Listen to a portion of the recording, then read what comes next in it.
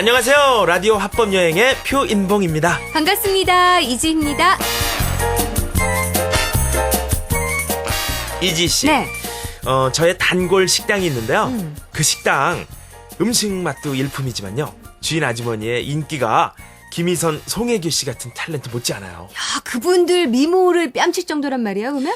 특별히 뭐 그렇게 예쁘신 건 아닌데요. 네. 손님들은 모두 그 아주머니를 고모나 이모처럼 좋아합니다. 아니, 인기 비결이 슬슬 궁금해지는데요? 근데 제가 가만히 관찰을 해보니까 네. 아주머니의 인기 비결은 이 대화법이더라고요. 오. 주문을 하면요, 우선 이렇게 주문을 쫙 하면 네 대답부터 이렇게 쫙 하고요. 예. 내가 아주 맛있게 해다가 갖다 줄게요. 조금만 기다려요. 이렇게 이런 말을 끝에 꼭 붙이세요. 야, 좋다. 그리고 항상 고마워요, 알았어요, 기다리게 해서 미안해요, 어머. 이 말도 빼놓지 않으시고요. 야, 평범한 말 한마디로 정말 마음을 끄는 분들이 계신데 그분도 그런 분 중에 한 분이 아닐까 싶네요. 네. 자, 또 지금 제 옆에 이분도 그런 분이 아닐까 싶습니다. 라디오 화법 여행의 길잡이시죠? 경인교대 박인기 교수님 모십니다. 어서 오세요. 예, 반갑습니다. 예. 박인기입니다. 네. 자, 앞서서 표현봉 씨가 소개해 주신 그 식당 아주머니처럼 유창한 말은 아니더라도 한마디를 하더라도 끌리는 분들 있어요. 그래요. 그러니까 이분 마음속에 어떤 손님이 최고다 하는 의식이 있을 겁니다. 예. 그래서 표정 자체가 명랑하고 또 상대방을 바라다 보면서 이야기하고 이런 것들이 이제 호감을 갖게 하는 거죠. 요즘 이메일을 보내면은 이메일 뒤에 서명하는데 문구를 쓰게 돼 있지 않습니까? 네. 예. 그죠? 근데 이제 제가 쭉 경험하는 걸로는 그 문구 속에 이메일 보내는 사람 자신의 어떤 정체성을 많이 밝혀요. 정의와 평화를 사랑하는 박아무개, 또 이 세상의 모든 친구들을 좋아하고 아끼는 아무개, 그렇게 쓰지 않습니까? 예. 근데 대체로 이제 그 글 쓰는 사람, 이메일 보내는 사람 자기 중심에 거기 표현을 해놓는데 네. 남 중심, 받아볼 사람 중심의 그 서명 문구를 하나 마련하는 것도 좋겠다는 생각이 들어요. 이 식당 아주마처럼 말이죠. 예. 그래서 내가 누구라는 걸 밝히는 것도 좋지만은 내가 남에 대해서 이렇게 이런 마음을 가지고 있다는 것을 이메일과 서명 문구에다가 하나 마련해 보면 어떨까 하는 생각이 됩니다. 문구를 여러 개 복수로 설정할 수 있기 때문에 네. 그런 거 하나 좀 갖다 놓으면 좋아요. 나만 드러내지 말고 남을 생각하는 문구 하나 가져다 놓기. 다른 사람을 위한 그래요. 문구도. 예. 그래요. 매상이 안 올라서 맨날 파리채만 들고서 아유, 턱가 안 좋아, 턱 안 좋아 이러는 음식점 하시는 분들은 예. 오늘 시간 잘 들으시면서 그래요. 그 매상을 올릴 수 있는 비결도 좀 터득해 보세요. 네. 자, 이번 시간은 어떤 이야기를 나눠볼까요? 우리가 서로 대립하고 갈등 상황에서 어떤 의사소통의 기술을 배울까 이거를 보고 있는데 오늘은 친한 친구 간의 갈등입니다. 이거에 대해서 좀 보도록 하겠습니다. 사실 친구 사이의 갈등이 심각해지면 이게 치유하기가 쉽지가 않거든요. 흔히 네. 얘기해서 아유 안 보고 말지 이런 생각들 많이 하시고요. 또 어머 누가 걔 아니면 친구 없대? 이렇게 즉흥적인 생각 네. 들곤 해요. 사실. 예. 우리가 친한 친구를 두고 막역한 사이다. 예. 혹은 한자어로는 막역지우다 그러는데 이걸 일부에서 요즘 젊은 세대들이 발음을 잘못 알고 막연한 사이다 그렇게 쓰는 경우들이 있어요. 이거 잘못되는 건데 막역하다는 게 뭐겠습니까? 막은 부정의 뜻이거든요. 아니다라는 뜻이거든요. 역은 거슬린다는 뜻이거든요. 예. 그러니까 서로 간에 거슬림이 없어요. 서로가 서로를 거슬리게 하거나 다치게 하는 것이 없는 그런 친구를 막역한 사이다라고 예. 이제 그러죠. 예. 네. 그래서 이제 그렇게 본다면은 친구들 사이의 갈등이 우선 내가 상대 친구를 거슬리지 않아야 되겠다 하는 생각이 중요한 것이고 설사 갈등이 있다 하더라도 막 그 감정을 배설하듯이 이렇게 접근하는 것은 좋지가 않습니다. 감정 배설은 잠시 기쁘고 잠시 후련하고 오래 힘든 이런 결과를 가져오는 거죠. 네. 네. 인간사가 어디 자기 뜻대로 되겠습니까? 네. 친구도 마찬가지겠죠. 우정을 지키는 게 새로 친구를 사귀는 것보다 더 힘들다는 말이 있어요. 맞아요. 마음에 맞는 친구를 만난다는 것, 그것도 쉽지가 않고요. 예, 네. 그리고 또 살다 보면 친구와 갈등, 대립 겪게 되는 경우가 정말 많은데요. 그런데 이런 친구들은 정말 싫을 것 같아요.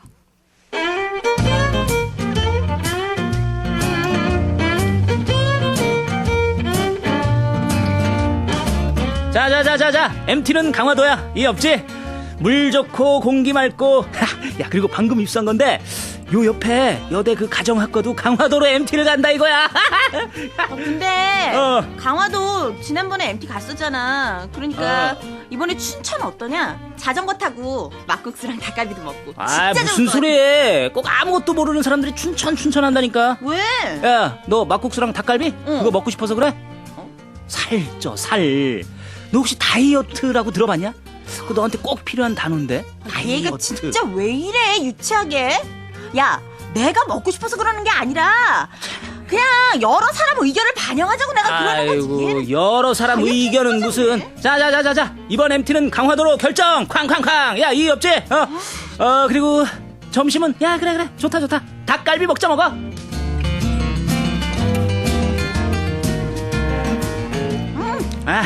야, 그래. 닭갈비 먹으니까 맛있냐? 맛있어? 야야야. 와, 근데 저 여자 너무 귀엽다. 닭다리 뜯는 것 좀 봐. 이야. 만약에 내가 저 여자 남자친구였다면, 야, 진짜 저 여자 눈에 넣어도 안 아프겠다. 와. 야, 말도 안 돼. 뭐 좀- 사람을 어떻게 눈에 좀 집어넣냐? 무슨 제가 콘택트 렌즈냐? 에? 야, 넌 사사건건 그 과장하는 버릇 좀 고쳐라. 너 그 과장하는 버릇 때문에 언젠가는 한번 크게 당할 거다. 당할 거야. 네. 어쨌든 친구들과의 대화 정답기도 하고요. 응. 네. 근데 이제 사소하게 뭘 먹을 건지, 어디로 놀러 갈 건지, 뭐 이런 대립이 진짜 많은 게 친구 사이입니다. 그렇죠. 그리고 서로 인정 네. 안 해주려고 하는 게 또 친구 사이고, 의견 일치를 보고 나서 움직이는데도 사실 좀 여러 가지 티격태격이 있는데, 예. 꽁투의 남자분처럼 하는 거는 별로 환영받지 못할 것 같은데요. 제 그래요. 생각에도. 예. 네. 이제 뭐 이 경우를 보면은 이렇게 의견을 나누고도 두 사람들이 마음이 상하거나 그런 게 없다면은 네. 그야말로 우리가 말하는 흉허물 없는 사이라고 볼 수가 있어요. 상대방의 흉을 막 끄집어내서 이야기를 해도 뭐 조금 더 마음 상해하지 않는. 그런데 이제 모르죠. 그 남자의 경우는 그 여자친구의 저 체격 뚱뚱한 것을 은연중에 이렇게 꼬집어서 말했고, 또 여자의 경우는 이 남자친구가 과장되고 허풍이 심하다, 과장되다는 것을 이제 상당히 이제 직설적으로 이제 지적을 했는데, 네. 대화의 목적은 서로 마음을 주고받는 데 있기 때문에 상대방의 약점을 너무 지나치게 공격한다거나, 또 상대방이 흉이나 허물로 여기는 것을 막 들추어내서 좀 불편하게 한다거나 그렇게까지 나가서는 안 되겠죠. 그러니까 작은 갈등을 가지고, 여기서는 뭐 이 갈등은 그렇게 심각한 갈등은 아닙니다. 어디 가서 뭐 먹느냐 하는 건데, 이럴 경우에도 조정하고 통합하는 쪽으로 대화를 이끌어가는 그런 노력이 필요할 것 같습니다. 예. 예. 그리고 꽁트에 등장하는 여성분처럼 똑같은 방법으로 보복하는 경우 있어요. 예를 들면 어떤 한 친구 새벽 4시에 네. 뻔히 자고 있을 시간에 전화해가지고 네. 야 잤냐? 자라? 그러고 끊을 경우에 보복한답시고 그 다음날 똑같이 네, 네. 전화 건 친구한테 네. 야 너 어제 왜 걸었냐? 네. 똑같이 잠 깨우는 경우 그런 것처럼 보복할 때는 뭐 재미 수준에서, 장난 수준에서 허용은 될 수 있겠습니다만, 예. 똑같이 보고하는 그 방식은 사실은 유아적인 수준이에요. 유아들이 그렇거든요. 예. 아빠가 한 대 때리면 꼭 한 대 때리고 그러지 않습니까? 이지 씨가 그런답니다. 이게 이제 사실은 말로는 이긴 것 같은데 네. 돌아오면서 생각하니까 왠지 내가 찜찜하고 진 것 약간 같다. 그래요. 그런 경우들은 사실은 우리가 진 거예요, 전체적으로는. 이게 말로는 분명히 이긴 것 같았는데 왠지 마음이 불편하고 이긴 것 같지 않다. 그래서 저는 요즘에 이제 아이들에게 사고력 교육할 때 논리적인 사고력, 비판적인 사고력 학교에서 대단히 강조해서 가르칩니다. 근데 이것만 고립시켜서 가르치면은 이런 모양새가 돼요. 그러니까 논리성도 중요하고 비판적인 능력도 중요한데 그 전체를 관계 속에서 볼 수 있는, 저는 이름을 그걸 관계적인 사고력이다, 그렇게 뭐 어렵게 붙여보는데, 그런 것들 속에 논리도 있고 비판도 있는 것이지, 논리 그 자체, 비판 그 자체는 그 자체는 잘할지 모르겠지만 사람들과의 관계나 의사소통이 다 망가지니까, 그리고 똑똑한지는 모르겠지만 너는 그렇게 뭐 이야기하고 싶지 않아, 이런 모습이 되니까 말이죠. 네. 그래서 그런 점들 우리가 유념하면서 친구들과의 갈등을 조정하거나 극복하거나 그렇게 해나가야 될 것 같습니다. 네. 그 예의를 진짜 좀 생각을 해야 될 거예요. 그래요. 같아요. 친구들 간에. 저는 그런 걸 느꼈어요. 남자들이 가장 많이 여자들은 이제 전화로 그런 식으로 한다 그러는데, 남자들은 무슨 장난을 치냐면, 예. 이제 내 친구가 애인이 생겨서 자리에 같이 합석을 하게 되면 네. 괜히 어떤 식이냐면 그 여자친구가 진짜 이름이 미자예요. 응. 그걸 알고 있는데도 아유, 말씀 많이 들었습니다. 인숙 씨라고요.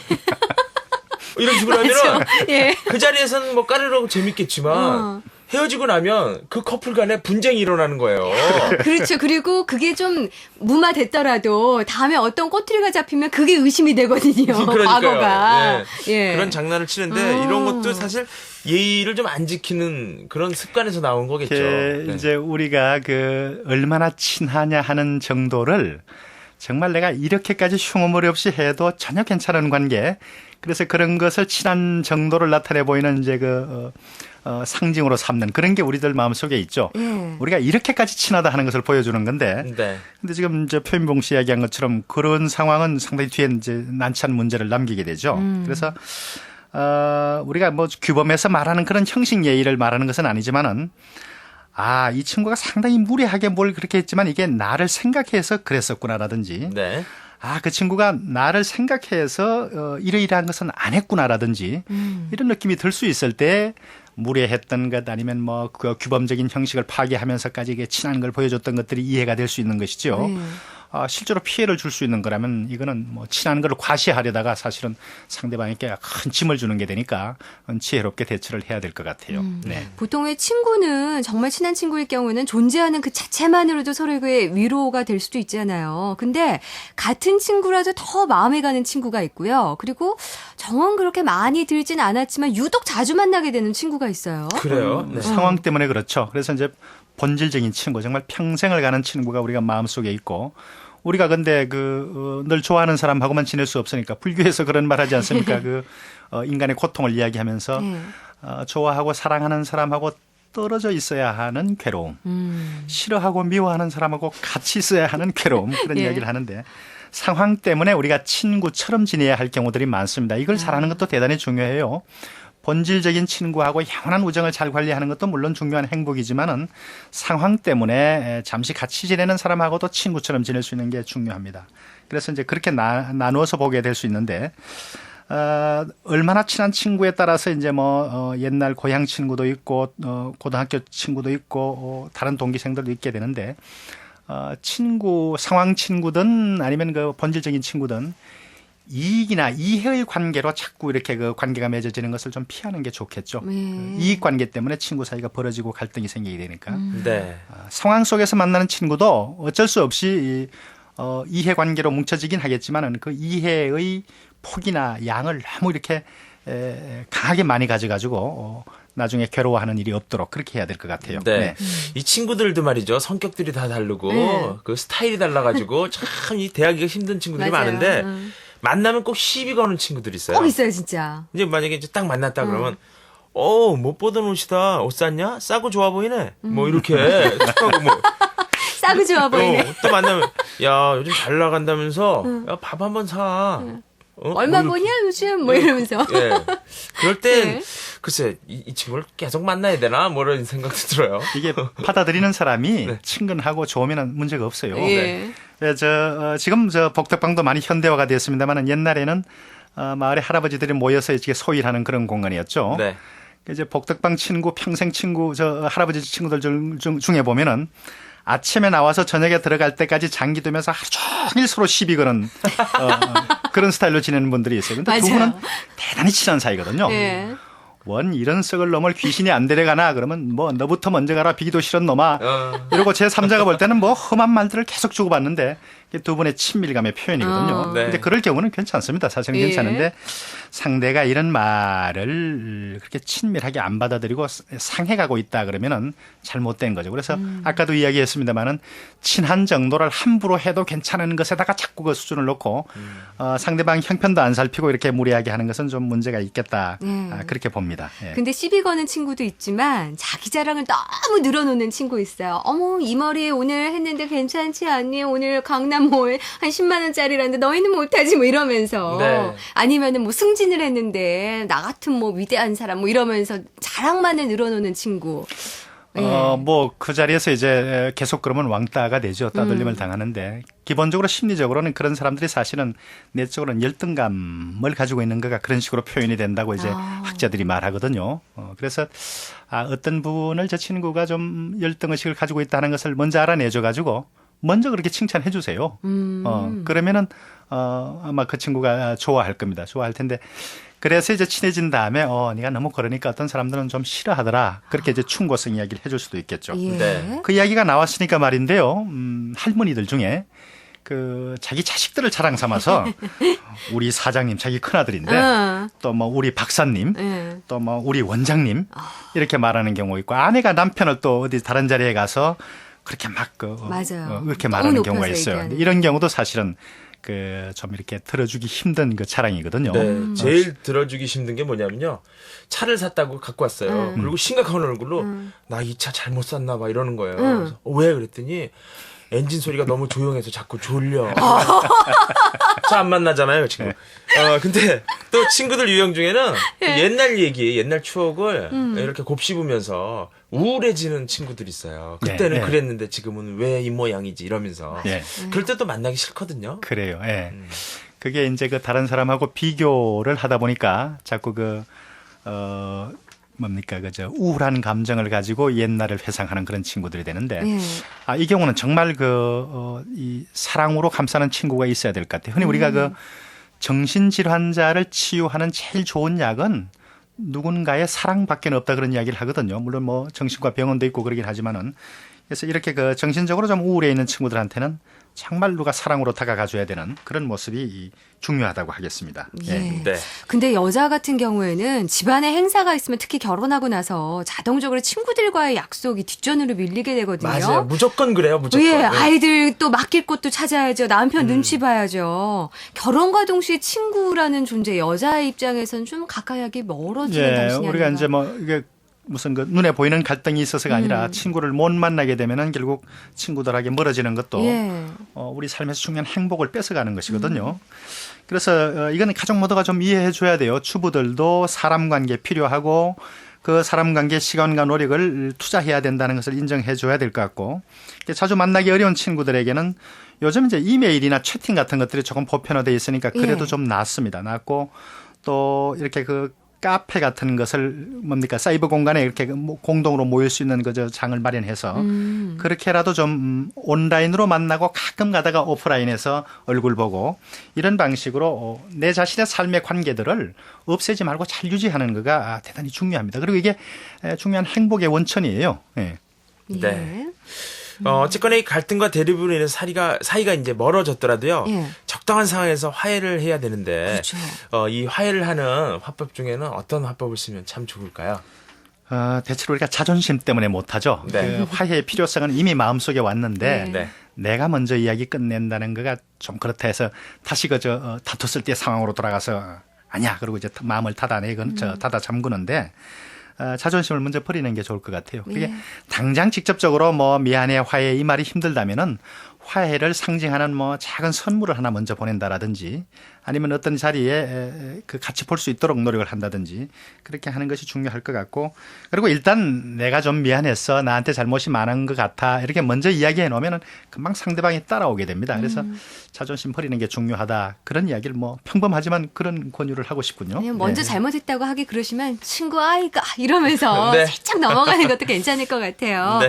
자, 이번 봄에 정말 친구들과 멋진 추억들 많이 만드시길 바라겠고요. 다음 시간에는 어떤 주제로 함께 해볼까요? 다음 시간에는 이 연인들끼리 대립이 생기고 갈등이 생겼어요. 그래서 중요한 국면인데 예. 그럴 때 우리가 어떤 대화나 어떤 의사소통법으로 이런 위기를 잘 넘길까 그걸 들여다보겠습니다.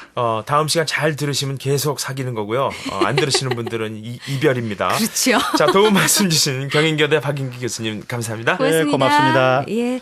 자, 라디오 화법 여행 늘 여러분한테 열려 있습니다. www.ebs.co.kr 접속하셔서 상세 검색창란에서 라디오 화법 여행 만나보시기 바랍니다. 네, 게시판에는 여러분들의 청취 소감을 올려주시고요.